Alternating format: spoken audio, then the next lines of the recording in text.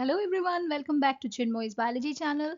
So today we are here with your seventh lesson, that is transportation in animals and plants. So this is a very important lesson. So please do go through it full. I'll be dividing the lesson into two different parts. Today we will be dealing with few important parts, that is the part 1. And don't skip the lesson in between, because if you are skipping, you'll be missing many important topics of today. So without further delay, let's get started. So today we are here with our seventh lesson, that is transportation in animals and plants. So you have learned earlier that all the organisms, that is food, water and oxygen, are necessary for the survival of a living being. So they need to get transported, right, to all various parts of our body. So how they are getting transported, that we should know, right? So today our lesson is, topic of discussion is transportation in animals as well as plants. So further, animals need to transport wastes also to parts from where they can be removed. Not only food and water and oxygen needs to be transported, waste materials need to be transported from our body to the parts from where it can be excreted or removed outside. So do you see the heart and the blood vessels? Here you can see the heart, you can see the blood vessels. They function to transport the substances and together form the circulatory system of our body. So in this chapter you shall learn about the transport of substances in animals and plants. That is, we are going to deal with circulatory system today. So let's get started. Now first of all, what happens when you get a cut in a body? Blood flows out, okay? So constantly for some time it will flow out. Okay, so what is blood? Blood is a fluid which flows in the blood vessels. Now when you move on to higher classes, you will study that blood is a fluid connective tissue. Now you are learning that blood is a fluid that flows in the vessel, but then you will study that blood is a fluid connective tissue. So why it is called a connective tissue? Because it is connecting the whole body. Okay, so while traveling, while being transported through the blood vessels, it is connecting the whole body. So blood is a fluid connective tissue. Now it transports the substances like digested food from the small intestine to other parts of the body.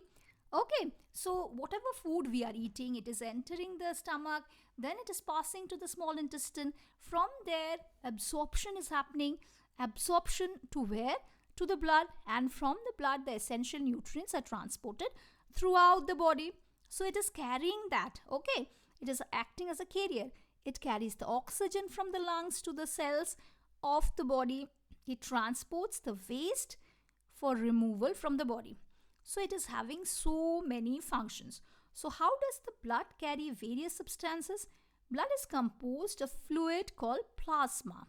So what is it composed of? It is composed of a fluid called plasma in which different types of cells are suspended.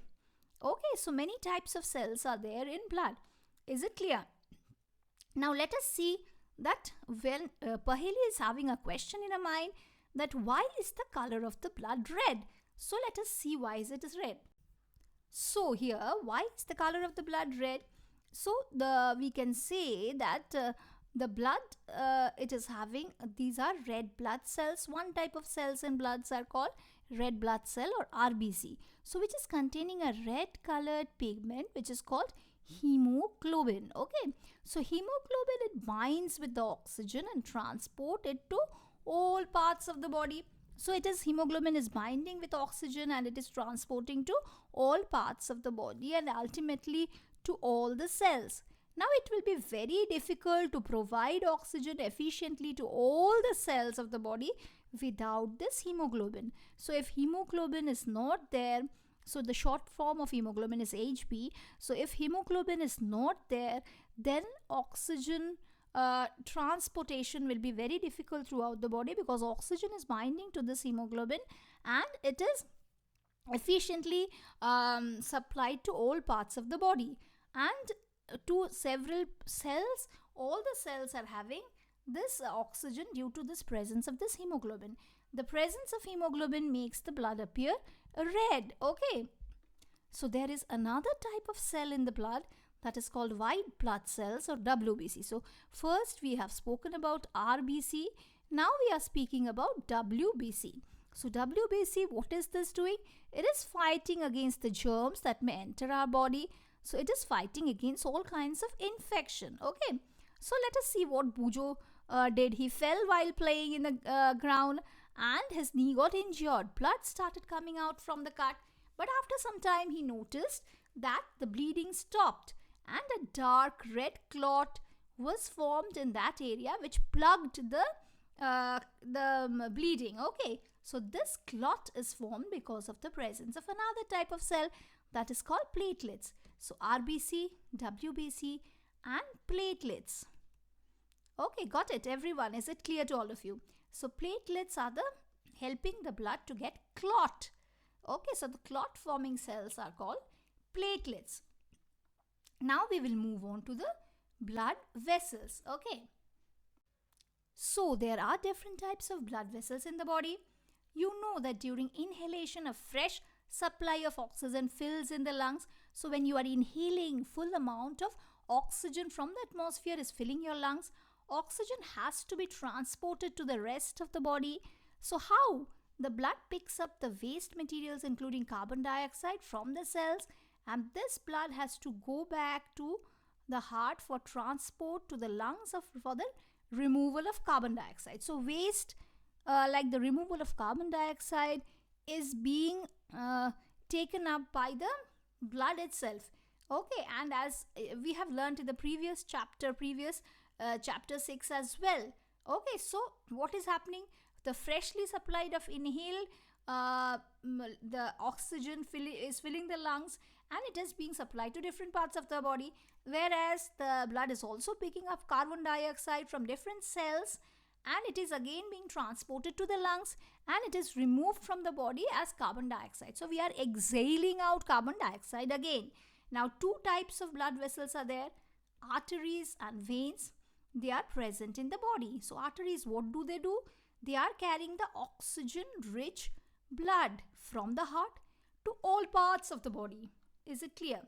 Now, since the blood flow is rapid and at high pressure, the arteries have thick elastic walls. So when arteries are oxygen rich, the blood flow is very rapid, very fast, and the pressure is very high. So the arteries will have thick elastic walls. If the walls are not thick, there are chances of the breakage of the arteries as the pressure is very, very high. So the elastic walls of the arteries will be very thick. So let us perform an activity to study the flow of blood through the arteries. So how we will do that? Let us see this activity 7.1. So what we are doing, we are placing our middle and index finger of your right hand on the inner side of your wrist. How? We are holding like this. Index finger and middle finger of your right hand and you are placing it in the inner side of the wrist. Holding like that. So this is how what you are doing. You can feel some throbbing movements there. So what do you think this throbbing movement is? This is the pulse. And it is due to the blood flowing through the arteries. Okay. So count the number of pulse beats in 1 minute. So in 1 minute, how many those throbbing beats are there? You can count that. So how many pulse beats could you count? The number of pulse beats per minute is called the pulse rate. So when you are putting your index finger and your middle finger on the left hand, in the middle of the left hand, you can feel the pulse, and the pulse number of pulse beats per minute is called the pulse rate. A resting person usually has 72 to 82 beats per minute. Find other places of your body where you can feel the pulse. There are several other regions as well. If you press your index and middle finger near your neck region also, you can feel the pulse. You just search certain places in your body where you can feel the pulse. Record your own pulse beat in minutes and of your classmates as well. So you can make a chart like this. This is your activity. You can write the name of your friends here and you can write the pulse beat. How it is, what is the pulse beat here? You can write, just fill in the gaps. It is in homework. Now comes veins. So what are veins? Veins are blood vessels only which carry carbon dioxide rich blood. Arteries carry oxygen rich blood and veins are carrying carbon dioxide rich bloods from all parts of the body back to the heart. Okay, and the veins have thin walls. There are valves present in veins which allow the blood only to flow towards the heart. So because as there are valves present in veins, the backflow of the blood is prevented and the blood is flowing only towards the heart, not away from the heart, right? Is it clear to you all?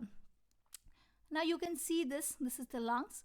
The pulmonary vein is carrying to the heart and the pulmonary artery is carrying away from the heart. Okay, now here also arteries are carrying blood to different body parts, to the capillaries, and again from the capillaries through the vein it is coming to the heart.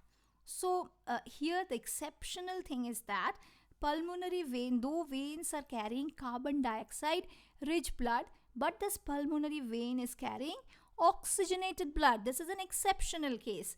And pulmonary artery, though arteries are carrying all oxygen rich blood, but this pulmonary artery is also exceptional. It is carrying deoxygenated blood or carbon dioxide rich blood. Okay, so these are the two exceptions which are happening in case of pulmonary artery and pulmonary vein. So just you remember this. This is a very important question. Though veins are carrying carbon dioxide rich blood, but the pulmonary vein is always carrying oxygen rich blood. Though arteries are carrying oxygen rich blood, pulmonary artery is the only artery which is coming out from the heart which is carrying carbon dioxide rich blood. Is it clear to all of you? Now we will move on to the capillaries. So what are capillaries? Capillaries, do you see there are arteries which divide into smaller vessels. On reaching the tissues, they further divide into extremely thin tubes. Those are called capillaries. The capillaries join to form veins which empty into the heart. So capillaries are extremely thin tubes which are like this. You can see which are thin tubes which are reaching the tissues which are similar to vessels, but they are extremely thin, and they form veins which they join to the veins which empty to the heart. Is it clear? Now we will study about the heart. So we have already studied today about the blood vessels. We have studied today about the introduction, that is blood, and what is a circulatory system. But this total heart description we will be studying in the next class, because first you just grasp what are arteries, veins and capillaries. In the next class very soon I'll be discussing about the heart. So till then you need to stay tuned and subscribe to my channel, because we will be studying about the heart full structure. This structure we will discuss in details in the next class. With that, what we are going to study, we will study about what is heartbeat, what are the walls of the chambers of the heart made up of, what are these activities and how are these performed. We will be studying that in the next class in full. So till then you need to stay tuned, subscribe to my channel and share it with your friends as much as you can. And please don't forget to write the comments in the comment box if you're having any queries, any doubts. So till then, bye bye, stay tuned, stay updated. Thank you.